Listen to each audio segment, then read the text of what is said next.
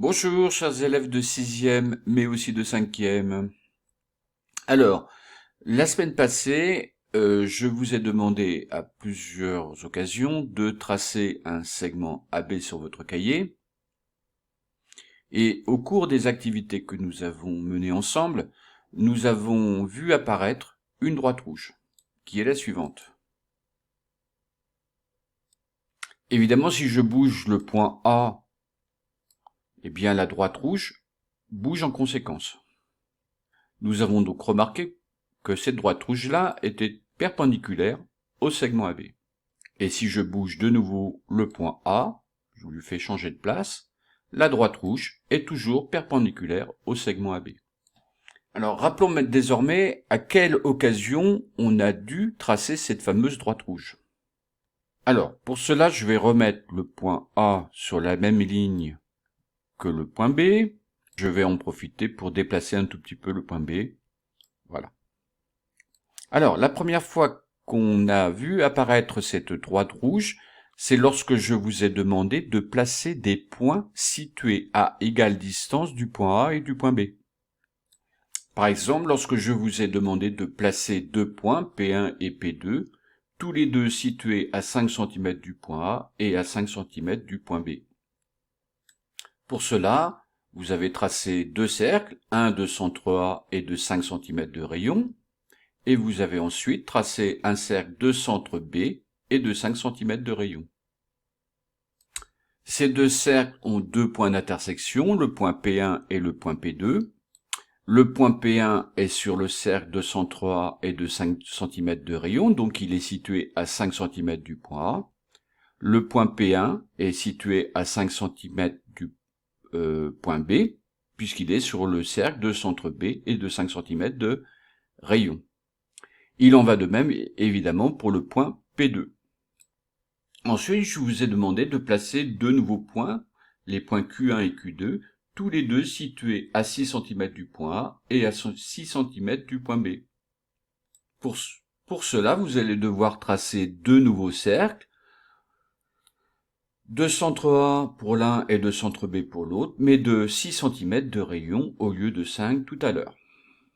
Et vous allez obtenir deux nouveaux points, le point Q1 et le point Q2, tous les deux les points d'intersection de ces deux nouveaux cercles. Alors j'ai un tout petit peu déplacé la figure pour qu'on l'ait en entier. Et pour finir, je peux aussi vous demander de placer deux points R1 et R2, tous les deux situés à 7,5 cm du point A et à 7,5 cm du point B. Vous seriez amené à tracer deux nouveaux cercles et obtenir deux nouveaux points d'intersection, le point R1 et le point R2. Et nous avons remarqué que tous ces points, R1, Q1, P1, P2, Q2 et R2, étaient tous alignés et qu'ils étaient donc sur une même droite, la fameuse droite rouge. Alors, la deuxième occasion où on a vu apparaître cette droite rouge, c'est lorsque je vous ai demandé de tracer un cercle passant à la fois par le point A et par le point B. Alors, le premier cercle que vous avez tracé, c'est le cercle suivant. Vous avez d'abord placé le milieu du segment AB, ici je l'ai nommé C, et puis vous avez tracé un cercle passant à la fois par le point A et par le point B. Et puis ensuite, je vous ai demandé d'en tracer d'autres. Vous avez par exemple placé ce point-là, et puis vous avez tracé de nouveau un cercle passant par le point A et par le point B. Puis vous avez trouvé de nouveau un point qui est le centre du cercle passant par A et par B. Et puis vous avez encore de nouveau placé deux points, le point F et le point G, et vous avez tracé deux nouveaux cercles passant à la fois par A et par B.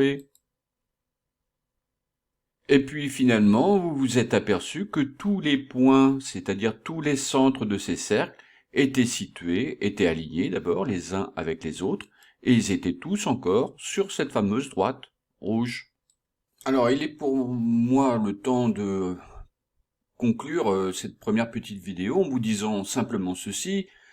Cette droite rouge là, d'abord ça permet de faire des jolies figures, de tracer des cercles passant à la fois par un point A et par un point B, et que tous les centres de ces cercles, eh bien, ils sont sur la droite rouge. Première conclusion. Et deuxième conclusion, si je vous demande de placer deux points situés, on dit à égale distance, par exemple 5 cm et 5 cm, du point A et du point B, eh bien j'obtiendrai deux points qui sont alignés avec les précédents et qui sont tous situés sur la droite rouge. Voilà, j'ai fini pour cette vidéo, j'espère que ça a été à peu près clair, et je vais faire une deuxième vidéo pour voir ce qu'on doit retenir en cours de tout cela.